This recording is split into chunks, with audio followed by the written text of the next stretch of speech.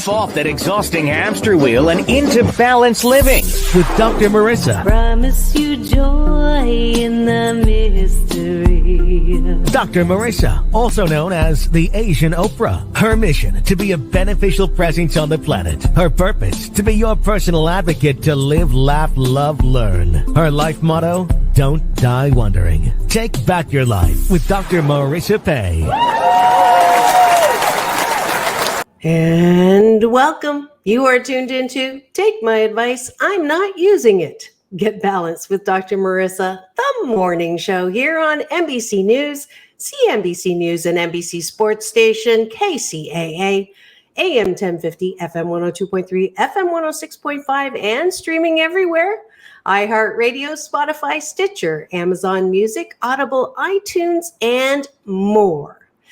And this is a show about hope and happiness, so I bring you topics, people, guests who balance out what's wrong with the world with what's right with the world. Because I'm on a happy 88 mission. 88 million more happy people in the next 8 years. Today is a special day. Actually, every day is a special day if you've been listening for any time in the past 506 consecutive weeks. Who's counting? But today may be a little more special. Like I say, I want you to have the best day ever. So today's show is the best show ever. And I'm starting off with a beautiful message from someone who just went to the other side. She's beloved and missed by all, Betty White. And I'm sure you heard on the news that she was just shy of her 100th birthday. And one of the things that had been planned for that 100th birthday was her appeal, always trying to do good for other people. This particular organization is co-founded by Joanne Worley and one of my past beautiful guests, Loretta Swit. You may remember her from the hit TV series MASH. She was Hot Lips Houlihan, and she came and graced my studio, shared with you on that interview, Actors and Others for Animals. And before Betty White passed, a challenge campaign was put together asking for donations to the charity of $100 for Betty's 100th birthday. But as we all know, Betty went to heaven just 3 weeks, I believe, shy of her 100th birthday. And I've been asked by Loretta and my favorite publicist, Harlan Ball, to still present the challenge to all of you, my amazing listeners. So take a listen. And if you want to honor Betty and this particular organization that you'll hear she had a beautiful attachment to, then please join me in accepting Betty White's $100 challenge to help actors and others for animals. Take a listen. Thank you for supporting Actors and Others for Animals. We started a long, long time ago.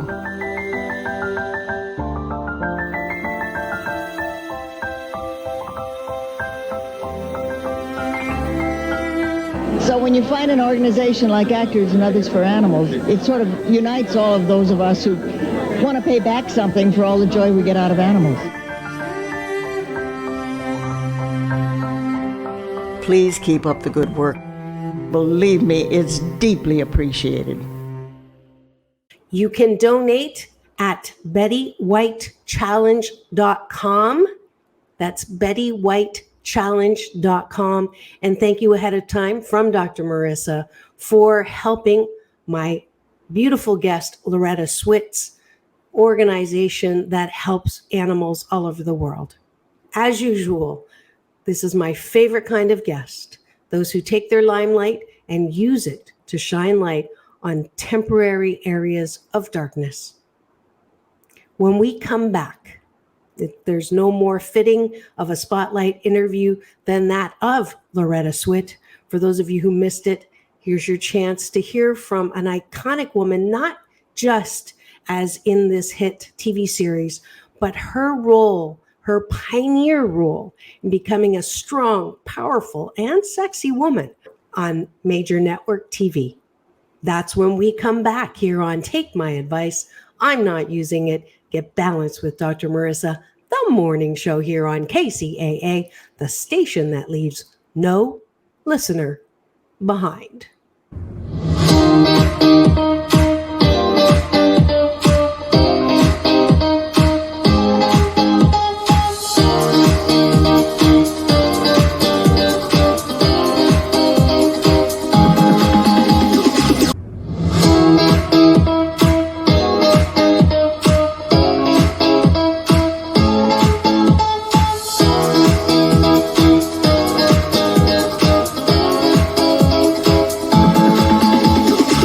Take back your life with Dr. Marissa Pay. And we're back. You're tuned into Take My Advice. I'm not using it. Get Balanced with Dr. Marissa, the morning show here on KCAA, NBC News Radio, AM 1050, FM 102.3, FM 106.5, and streaming everywhere, including my YouTube channel, where you can not just listen, but watch and listen. And also enjoy my new short film that got its first laurel called The New PPP, which stands for Post-Pandemic Possibilities. And of course, you'll also get to watch my red carpet playlist where I get to interview really interesting people, actors and actresses like John Travolta and Halle Berry, to New York Times bestsellers like Jack Canfield, Chicken Soup with the Soul, as well as past guests in my 615 show series, including Layla Ali, Muhammad Ali's beloved daughter. So you'll want to free subscribe. And when you do, you'll get an alert every weekday morning at 8 a.m. when a new show drops, so you can stay as hashtag positively opinionated as I want you to be. And as promised, here's my spotlight interview with Loretta Swit. Enjoy. But it's time for the guest that you've all been waiting for, the amazing Hot Lips Houlihan from MASH, Ms. Loretta Swit, two-time Emmy award-winning actress, Sarah Siddons Award for her work on stage, and she has her own star on Hollywood Boulevard. Most importantly, she has used her limelight to advocate for animal rights. She recently received the Betty White Award from Actors and Others for Animals and is celebrating the 45th anniversary of the hit series MASH with the release of her book, Sweethearts, The Watercolor Artistry and Animal Activism of Loretta Swit, by and with Miles Hora this January. Please welcome to my studio, Loretta Swit. Hi, Loretta.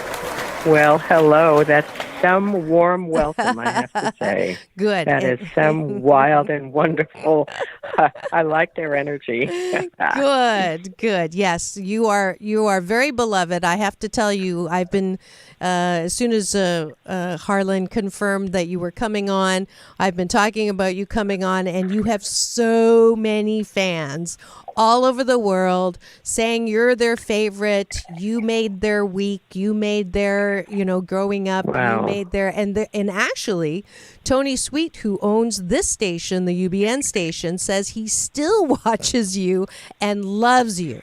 So that's a special bit of love from Tony Sweet. It is, I'll tell you, it's a blessed way to live. I bet. All that love coming at you all the time from people you may never meet in your life. You probably never will meet in your life. And all those vibes are going strong towards you. And it's all I can say is a blessing. That's beautiful. I'm glad you receive it that way, because that's definitely how it's coming at you. So I'm going to start, before we talk about your very important work, I did have some questions from listeners about being on MASH. And one of the questions is, what was the best part of doing that show, and what was the most difficult part of doing that show? I would say there's no one thing that made it the best. Doing the show was the best thing that could happen to an actor. You had these extraordinary writers, literate scripts every week, like a little wonderful play to work on every week. You were working with the top talented, incredible people in the industry, all of whom bonded and loved each other. We're still a close family. So there was nothing but best. Everything was the best about being there and doing it. I can't think of a worst. It's hard work, but it was such a pleasure and so much fun and so comfortable and wonderful. The worst thing was that it had to end. Right. Which, of course, it hasn't, because it's gone on. It's never been off the air for 45 years, which is amazing. Extraordinary in itself. That is extraordinary. I can't really think of the worst, to tell you the truth. I don't think there was a worst. Yeah. Well, you're actually on my series, my last week of the month is I do sexual healing with Dr. Marissa because I'm determined to make pleasure a G-rated topic.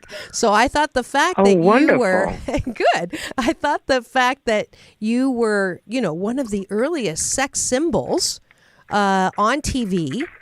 I thought that might be an interesting. How did that feel to you? How did you take to that? Was it something that you had aspired for, or did you ask for it, or did they come to you and say you're going to be the sex symbol with a name like Hot Lips Houlihan? What was your reaction?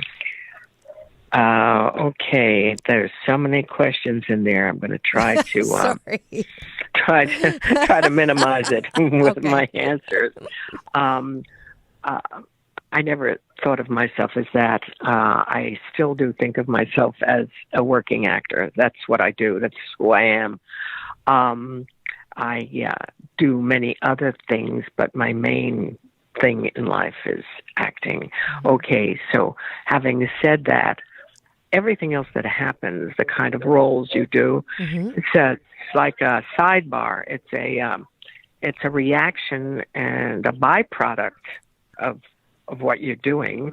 All I'm doing is the role. All I'm doing is my job, which is act. Right. And so I hope that kind of encompasses the answer to a few of your questions. I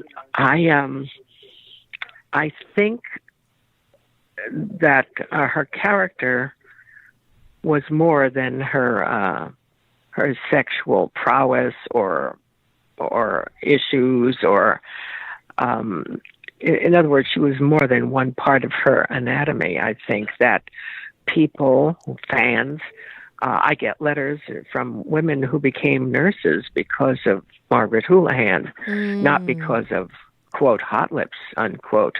Right. And that means a great deal to me. That means I was doing the job. Right. And I'm flattered tremendously by being that kind of role model, idol, by being that kind of model. Yes. That they would aspire to live a compassionate life, helping people, learning how to help people, and giving solace and care to people. I mean, what a wonderful way to devote your life. Right. Okay, so there's that. I also outranked most of the guys in the show. So you had, for the first thing I would say, rather than one of the first sex symbols of that era, I would say she was one of the leading feminists before it had a word. Before feminism as a word was even coined, there she was in the 50s in the Army, being a tough leader. Right. And being a major. I didn't even think of that.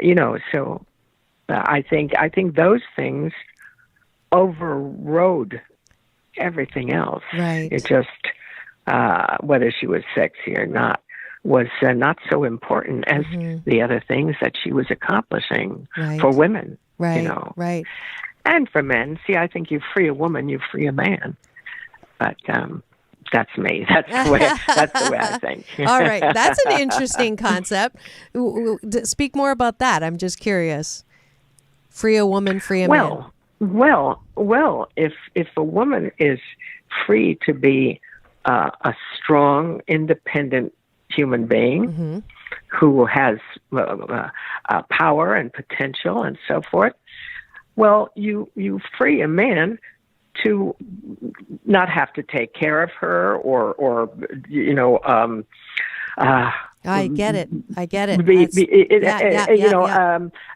The roles that little boys are supposed to be learning, not to cry, for example.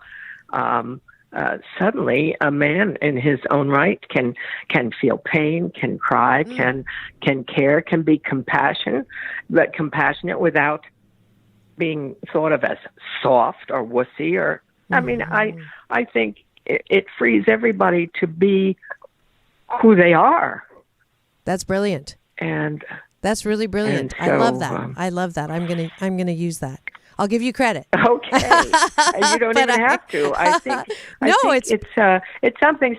I think basically, I think a lot of people know this instinctively. We just don't always give voice to it. We don't always express it. And but I think it's valid. And I think so I love that aspect of it more than anything. Yeah, I love it because my show's all about balance, and I think that so we went from the male dominated patriarchal extreme, and then with feminism we went to the way other extreme, like don't open my door, I got it myself.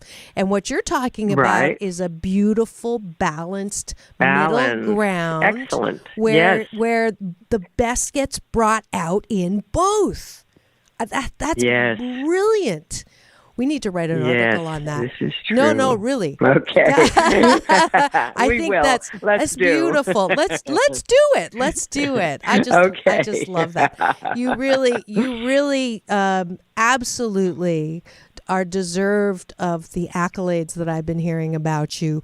I peeked at Wikipedia, and you're like the Energizer Bunny, because you're not you're ageless. You're still doing stage productions. With lots of energy. Wow. You know, the secret to having energy is loving what you do. I love everything that I'm involved with. I love helping animals, helping people. I love painting. I certainly love my work. I mean, I said just the other day, we're closing a show, the light, a little bit of a light goes out on me when I close a show before I open another or before I do another, a creative piece of work. Just a little light sort of goes off for a while. I love being out there and sharing. Right. Which is what live theater is really all about. I talk about that in master classes. It's a love affair. Right. I mean, if you're alone on stage and nobody's out there in the audience, you're an actor. If an audience is out there with nobody on stage, they're just a crowd of people. But together, we make magic. Right. We need each other. We love each other. We want each other. And when the history of applause, clapping your hands together, came out of the fact that somebody was reaching out to give you a pat on the back but couldn't reach. And so instead they clapped their hand on the other hand. They touched their hands to illustrate that they were patting you on the back. Well, this is a gesture of love, affection, friendship, approval, acceptance. This is, when refugees were coming across on ships and their relatives were waiting at the dock, and they would reach out and they would clap their hands together. They were hugging them. They were, you see what I'm saying? The gesture is one of embrace. So beautiful. That's the second thing I'm going to steal from you. That is just. Let's talk about theft now. Let's talk about your thieving career. Yes, let's do that. Well, actually, because we are talking about sexual healing, and you are, my role model, one of my role models. What do you say to women who aren't feeling good about their bodies, who aren't feeling good about how they are their attractiveness. I started this series because I'd heard the statistic that up to 85% of women actually fake because of a myriad of reasons. But what's your message there, like to women who are, whatever it is, the emphasis on thin, or they're just not feeling attractive? Right. Unhappily, we've had some role models that have steered us off a balanced, to use your word, off of a balanced course. I mean, you are not your body unless we're talking about health, we're not doing that right now. Right. If you're not happy with your body, you think that's the only thing that is attracting somebody. And I'm not saying it isn't important or not an issue. I'm saying your persona is more than that, is more than that body. And that's important not to lose sight of. Now, physically and mentally and health-wise, if you look in the mirror and you're not happy with what you see, so you should not, and I'm not saying to be a slave to this, I'm saying there are things you can do to help yourself. And, that's the only person God's going to help. You got to get out there and help yourself. Right. I walk from 4 to 6 miles every day. Wow. I exercise in addition every day with weights every other day. So that's like part of my regime. I'm a vegan. I don't eat animal fats or animal products. And I'd like to think what I put out is the real thing. This is who I am. Obviously, I'm not as open with everybody, with a stranger, but I'd like to think, like in my classes, I give them the Emmis. I give them the real me. This is who I am. This is how I feel. This is how I think. And that package is real. And if it attracts people, in this case, a man or men, at least they're attracted to the real thing. It's not some silicone implant or whatever. However, by the same token, I'm not putting that down. I'm saying do what you can to make you feel good, because if you feel good, you will attract people who are attracted to a healthy human being who feels good about herself. But what do you base it on? If you're basing it on the size of your cup, I think that's unrealistic. Right. Because someday they're going to droop and you're going to feel less than. Well, you shouldn't. You shouldn't. If what you're taking care of is the real you, you're just going to get better. You're just going to get better and better, smarter, wiser, prettier, I think, because I think women age beautifully. And you are beautiful. So, my mother passed at 106 years old. Wow. She was as sharp as a tack. She played 5 bingo cards at one time, which kept her alert and thinking. And I thought that was wonderful. She was a tremendous role model for me to take care of myself. If I have her DNA, which obviously I do, I need to plan on a healthy life. If I'm going to live that long, I want to have all my marbles flying around, and I want to be interested and interesting. Yep. And I'm never going to retire. Why would I do that? I love what I do. Right. So I think, I hope in a roundabout way I've answered that question about what you put forward. Yes. If all you think that is attractive about you is artifice, well, then that's not a good basis for attraction, because already artifice means artificial and not real. But I'm saying focus on what's real. Certainly make it as beautiful, as enticing as you can, but for yourself, to feel better about yourself. Right. And then that still puts forward the real you. Yes, absolutely. Can I ask how young you are? Do you share I'm that? 8. I'll be 80 years old in November. Wow. Happy birthday in advance. Thank you.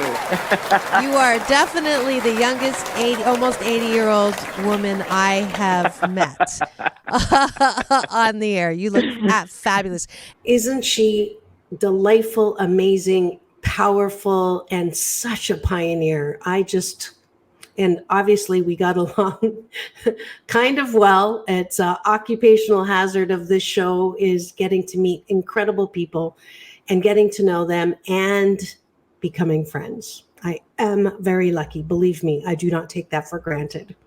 So there's more where that came from, more Loretta Swit when we return on Take My Advice. I'm Not Using It. Get Balanced with Dr. Marissa, the morning show here on KCAA, the station that leaves no listener behind.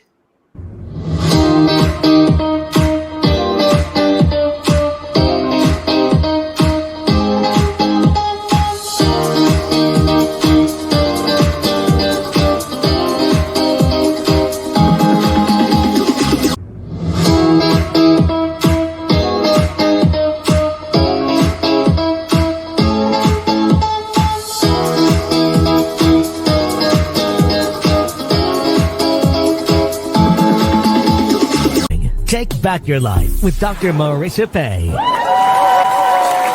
And we're back. You're tuned into Take My Advice. I'm Not Using It. Get Balanced with Dr. Marissa, the morning show here on KCAA, NBC News Radio, CNBC, and NBC Sports Station KCAA, AM 1050, FM 102.3, FM 106.5, and streaming everywhere, including KCAAradio.com, just in case the signal doesn't hit your car, as well as you can watch and listen on my YouTube channel. And now, the remainder of my beautiful interview with Loretta Swit from MASH. Remember Hot Lips Houlihan? Enjoy. And you're teaching master classes. You're still acting. Your next show is? I'm doing a film next month. It's called Play the Flute. And then after that, I'm preparing to tour. The show that I just closed is called 6 Dance Lessons in 6 Weeks. And the reason I absolutely adore this play is because she is a woman of a certain age. She can be any age. She can be 70, 80, 90. Well, it doesn't matter. Right. She is older. She's an older woman who hires a young dance instructor to teach her dancing. This woman is going to go kicking and screaming into the grave. She is not going to give up her youth or her energy, and she so illustrates how I feel about age being a number. You know, I just... so I love doing her. I love doing her energy and her drive, even her pain. She's masking a great hurt that she feels she caused her daughter. And but in the play, she has a wonderful catharsis. You know, getting it out and realizing that all she did was the best she could. And that's all we can do. But it does alleviate some of the pain and, you know, but it's a wonderful story about friendship, about not to presuppose somebody is one thing when they can be another. Don't prejudge. Right. It's about aging. It's about, she talks about how people disappear as they get older, and she fights that. She says the clerks look over your head or they look through you and they don't pay attention to you because you're getting older. And she talks about not having a husband because having a husband at a certain age gives the women, and this is a quote, the mantle of protection that having a husband affords a woman of a certain age. That's so true. It's not, it's gone, I'm not talking about like just having a date. She's talking about holding someone's hand in a store where they'll pay attention to you. Right. Now, are you married? And I'm divorced. Okay. For many years, I'm divorced. And do you have your own dance instructor now too? It's very nosy. funny. I was rehearsing the play, and I ran into an old friend, and he's teaching. And I said, I want to get back into taking some classes. I miss it. And he said, great, we'll have some fun. So when I get through with the tour, because the tour is going to be huge, I'll look him up and go back to it's around the corner. It's around the block. It's going to be really easy. I just roll out of bed into a pair of leggings and I take a class. Fabulous. I love dancing. Yes, I love you started all the at arts, age 6. Really. I understand. You actually started as soon as a as dancer. I could walk. My mother had me in tap beautiful. shoes. That's beautiful. Yeah, well, she maybe was a piece of work. Yeah. Well, maybe there will be a little romance soon in your life. I do know that. I'm happily divorced. I actually heard this fabulous new thing, and maybe you can steal this from me, because I hate the expression cougar. There's nothing about that is complimentary to me. So a friend of mine, Barbara, told me Vogue put out this new term called WHIP. And WHIP stands for women who are hot, intelligent, and in their prime. And I added P for powerful too. So I have now adopted, I'm a whip. And I can live with that. And obviously you're a whip. So we two whips will go out on the town and see what we come up with. How's that? This is great. This is this is wonderful. I'm sorry the word carries a connotation of beating, maybe beating somebody up, but I still like it. Right? Isn't it beautiful? I love it. I'm you can crack a whip to get results without inflicting pain. I mean, you just crack that whip, make that noise like a squeaky wheel. Right. I like whip better than squeaky. Yes, absolutely. We're two beautiful whips. And guest and my new best friend is Loretta Swit. You will know her as her fabulous role on the hit TV series MASH. Her nickname was Hot Lips Houlihan, but as we are seeing, she is a whole lot more than the sex symbol that was on the show.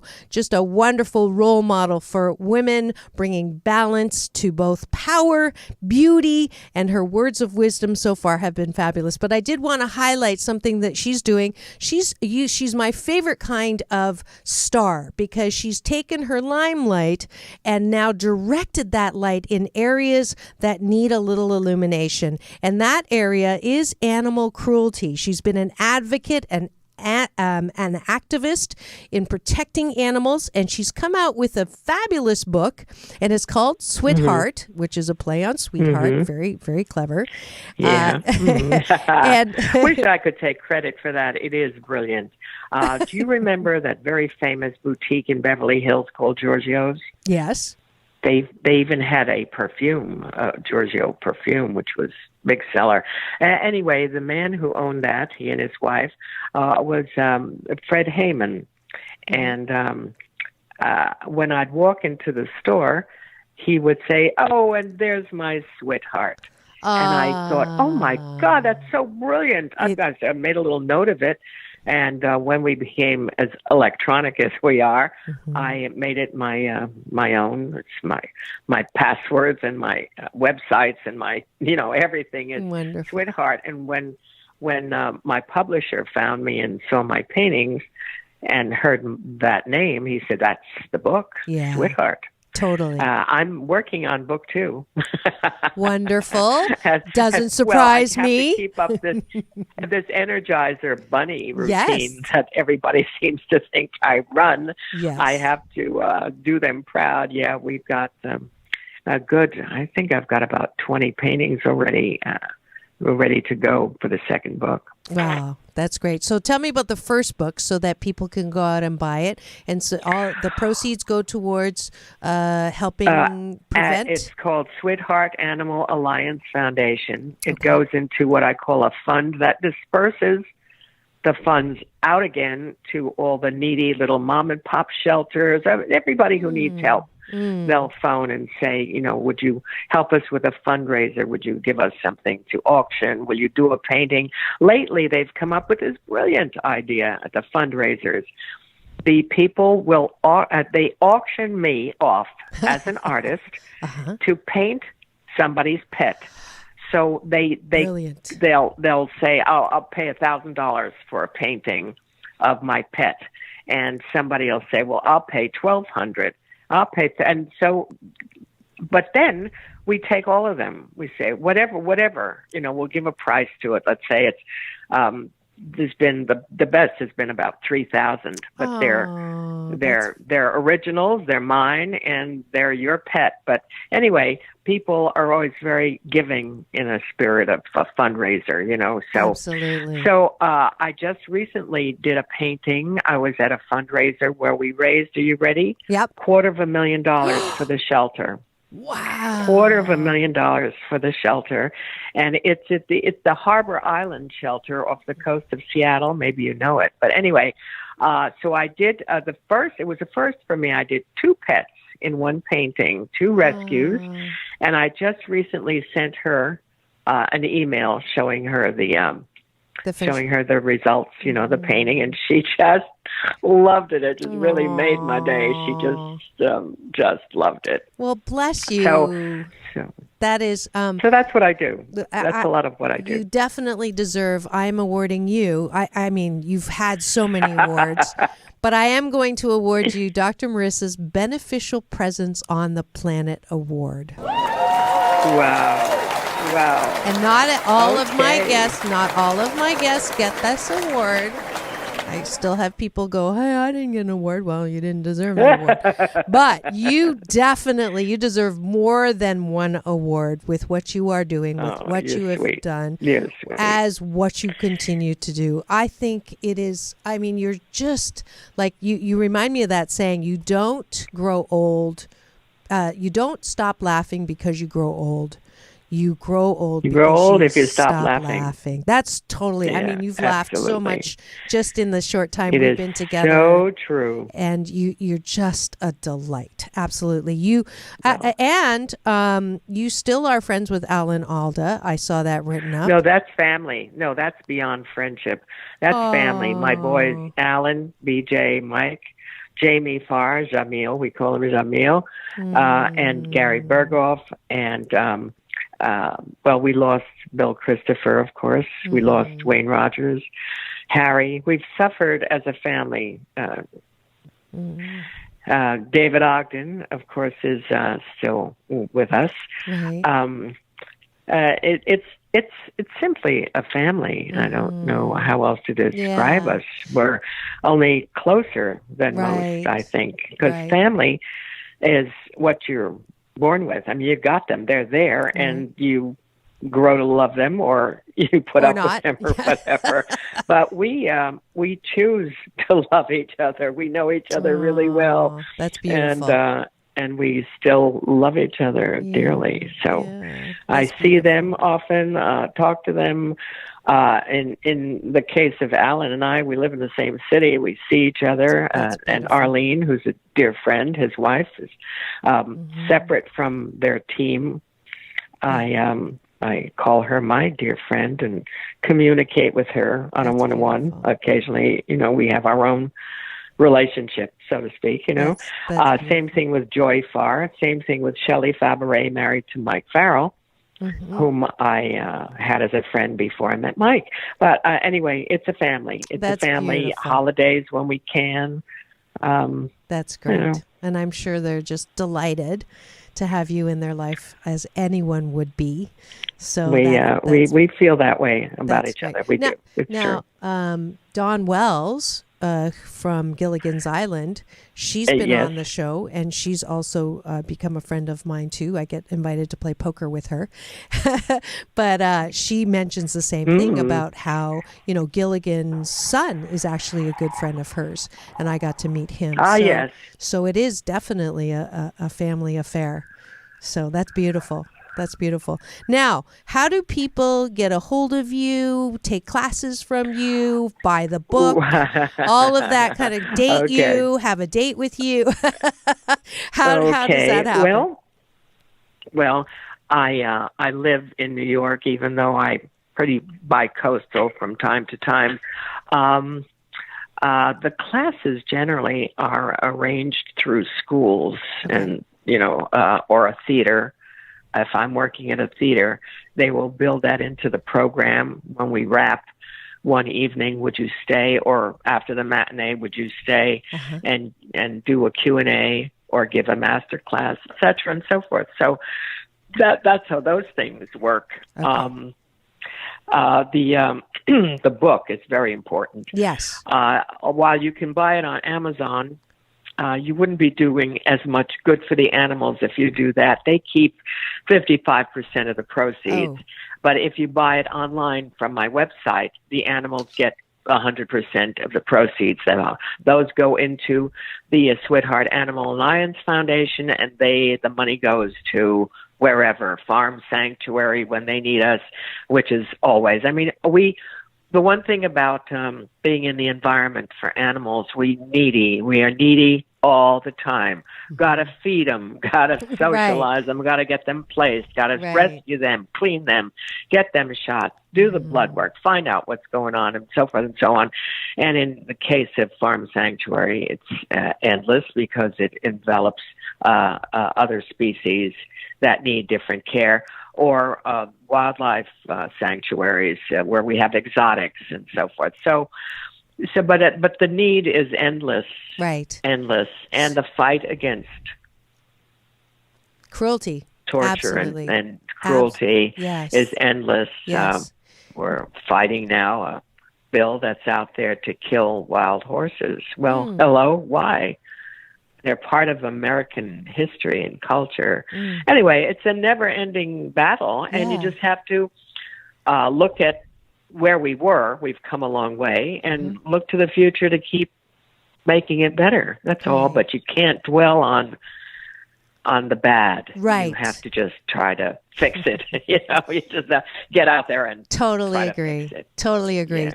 Staying in the solution. So the website is www.sweetheart, one word, capital S, capital H, SWIT, capital HEART.com, and that's where you can buy the book, and that's where every penny goes into the foundation, which goes into Bide-A-Wee, our oldest shelter. I'm going to see them tomorrow. I'm taking them a $200 check. Why?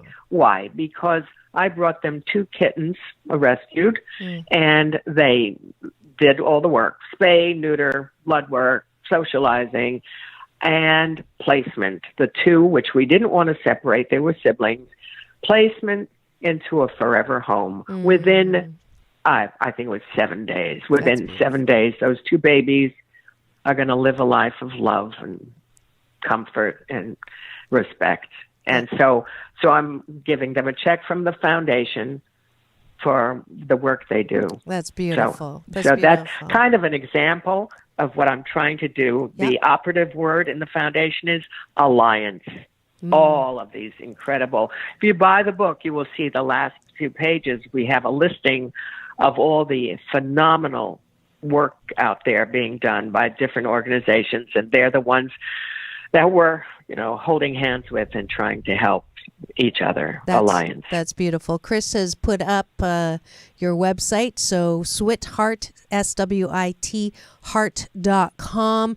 If you are shaking your head at all the CNN constantly negative news lately, and you think that nothing good is happening, I am here on this show always highlighting, and today is no exception.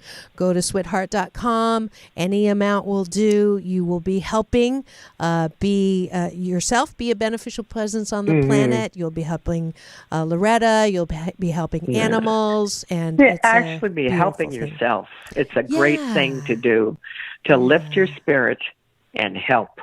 Absolutely. The world. You're helping the earth. You're helping the environment, but you're really, you're lifting your spirit. I'm not saying to feel better is the motivation. But damn, you can't knock how good you feel. No, I absolutely. I got that lesson the other week. I was helping a blind woman in the bathroom. And what I realized when I walked out is she gave me the gift. I didn't help her. She gave you got me it, kiddo. the gift. You got it. I was Yes, in you tears. got it. And so yeah, help yourself and do something that makes you feel absolutely phenomenal. The last question I always ask my guests is, who would you like to express some gratitude towards that has helped you be who you are? Who has helped me be who I am? God, I'd have to say, my mom and dad, my family, my big brother. I'd have to say, I am the sum parts, all made up of things that they.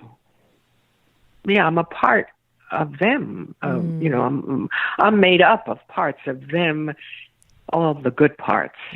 Although I have my mom's bad feet, I have her great memory. She was phenomenal. She had an incredible memory. Beautiful. My brother is his phenomenal purity. He was such an innocent, guileless human being. Just such a role model. And my dad, his pacifism, his easygoing, and he would walk on strikes or protest marches with me, killing him. He was into it, put on his little hat, come out with me and march against whatever cruelty, the leg hold trap or he was there feeling the same way. I'd have to say those roots, those grassroots, and even I believe you grow because of disadvantages. Yes. Of which I had a lot. Really? Boy, we didn't even get into that. I can't imagine. My mom and dad did not want me to be an actor. No, they didn't want me in the arts, which is surprising since she put me in dance class and I was singing in the choir. I was a majorette. I was a cheerleader. I was always in your face. I was always out there performing. And yet I think part of her was terrified that I was taking it too seriously and I wasn't going to get married, have babies, and live a block away, which was her dream. Right. And it took a long while for me to convince her that I had to live my own dream, that I would die for her, but I couldn't live for her. Right. And, but when she came around, it was the greatest gift you could get as a daughter. This pride and glowing acceptance, and from my brother too. First time he saw me on stage, he wrote a little note saying, you have found your niche, and I can understand now your passion and your gift. And it was a lovely note. I obviously still have it. And, stuff like that. And we used to go to church in Rote.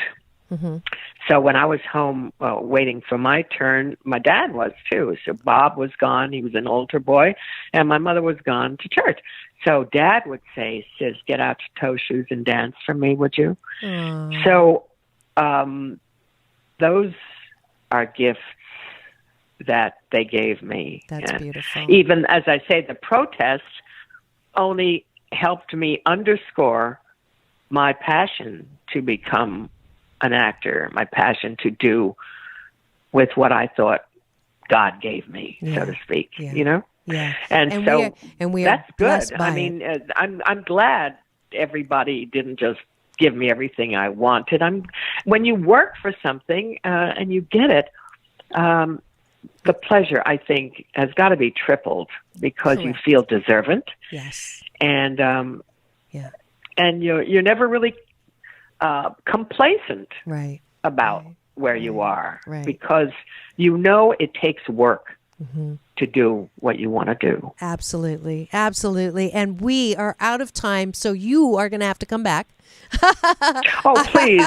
It's fun chatting with you. Yay. And you have my permission about your theft. I understand it. It's not really, I have a philosophy about that. If you tell somebody you're going to steal it, it's not really theft. There you go. Because you're telling them. Yeah, okay? Awesome. So we have this deal, you and I. Yay. Thank you so much. Yay. And I would love to have you invite Alan. I think it would be a great sexual healing episode if the two of you came on and talked, and we can talk about anything. But that would be fun. But whatever you'd like, you're invited to my studio anytime. I love you. Well, I'm thanks. so grateful that I got to meet you. I love my job. I am so lucky to do what I do. Yes, and get you to are. meet people You know like why? you. You're Why? lucky. You're lucky because you know what you have. A lot of people are lucky and they're not aware of how lucky they are. So they miss that part. Yes. They miss it until Yeah. the end, and they look back and say, I was so lucky. So look around you now, everybody, and see what you've got. Feel lucky now and enjoy your luck. Yes. We're going to have to and that's what you're doing. So you're very, very, very lucky. Thank you. Thank you. That Okay, was God Loretta. bless. You too. God bless you. And we'll definitely be talking to Harlan to get you back. Okay. Thank He's you, a doll. Loretta. Okay. Bye-bye for now. Bye, sweetheart. All righty. I did not want that one to end. And I do know that you enjoyed that interview as much as I do every time I hear it. I'm so grateful that I got not only to bring her to you, but also Betty White's challenge. Don't forget, if you want to celebrate Betty White's amazing legacy, to gift $100 or whatever to an organization that she absolutely loved and supported, Loretta Swit and Joanne Worley's Actors and Others for Animals. This is Dr. Marissa reporting live from her living room during the pandemic. And if you'd like to get some free happy tips from me, go to drmarissa.life and they'll automatically be sent your way so you can up-level your happiness so you can have the best day ever. See you tomorrow. Oh, almost forgot. Yes, it's all about balance. Peace in, peace out, world. Peace through inner peace.